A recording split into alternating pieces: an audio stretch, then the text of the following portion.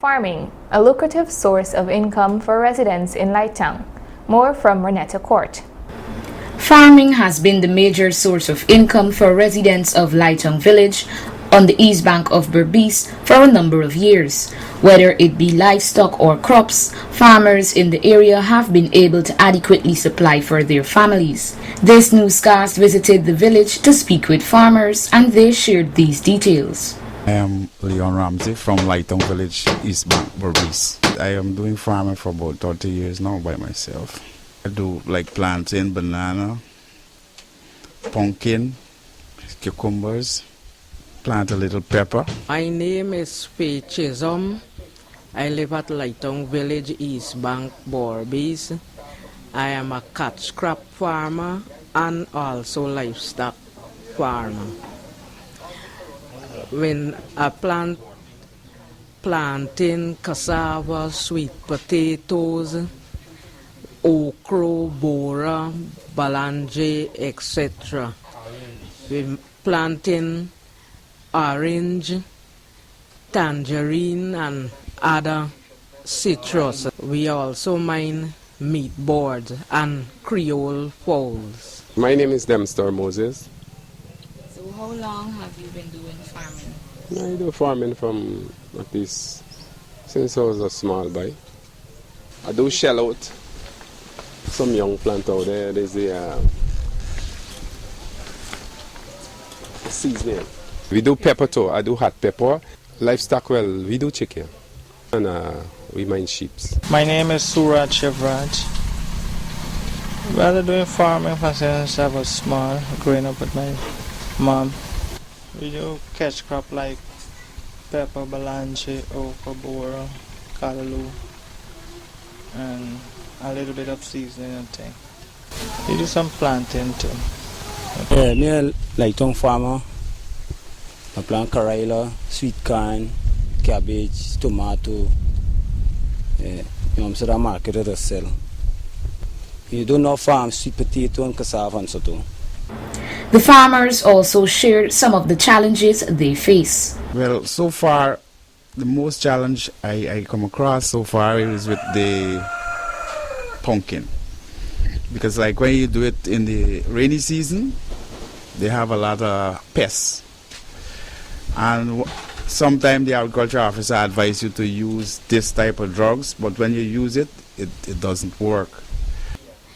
Well, you're getting a little challenge with farming because sometimes when you plant, insect cutting down the plants.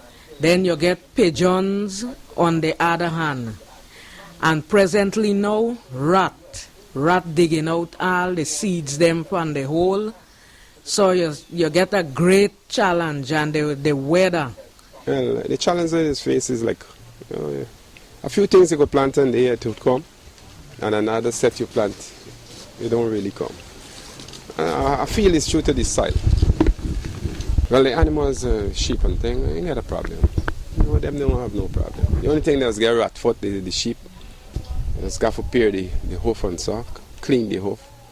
When it's rainy season, the rain is heavy, your face will difficult. When there is no rain, the place get dry. You also face the dry difficult too. The salt water. That's the only problem in the salt water. And like when the rain come hard, you think on the crops them. You give them like the tomato like wilted down. Due to the threat of insects and pests, along with the need to acquire produce at the end of a stipulated time frame, farmers make use of chemicals such as pesticides and fertilizers, which can be dangerous if they aren't properly used. They also shared the ways in which they protect themselves from such chemicals. Well, concerning using of pesticide, you gotta use gloves, mask, and long sleeve clothing. And when you finish spraying or whatever you got to do, it is advised to drink some milk, a glass of milk.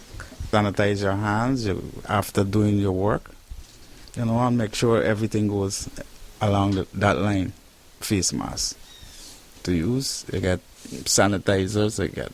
Make sure the soil clean, and then you're going to start planting. You make sure you clean and pick up born everything and scrape up this land clean, and then you start to plant. You plant, you don't spray at all when it start to bear. How long the plant is small, you spray it, and since it's bearing time, blossom time, there's a time you should. I think there's not the right time that you should spray, you know.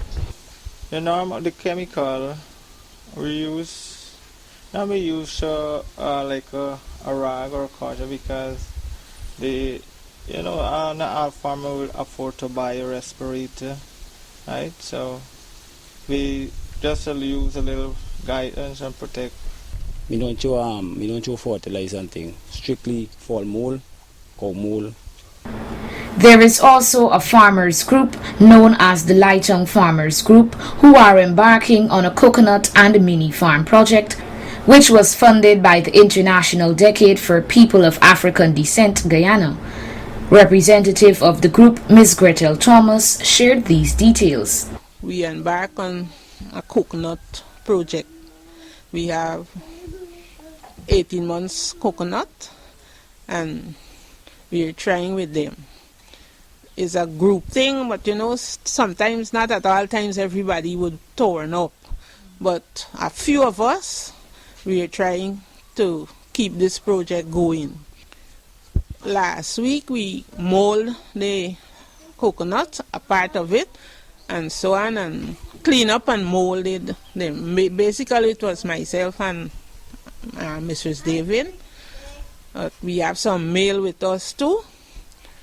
They do the harder stuff like weeding and plowing and so on. Right now we were in the process of plowing, but the rain came in and that halted the progress.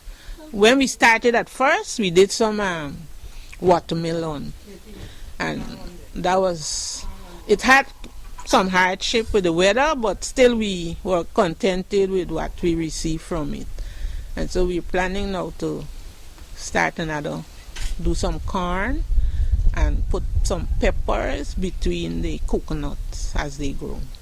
I think in improvements, we need more cooperation from people, and then we would be able to, register a great amount of improvement in our farming.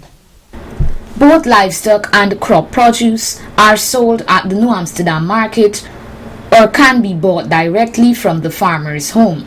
In spite of the recent pandemic, the farmers related that business is still profitable. Reporting for Channel 8 News, Renetta Kurt.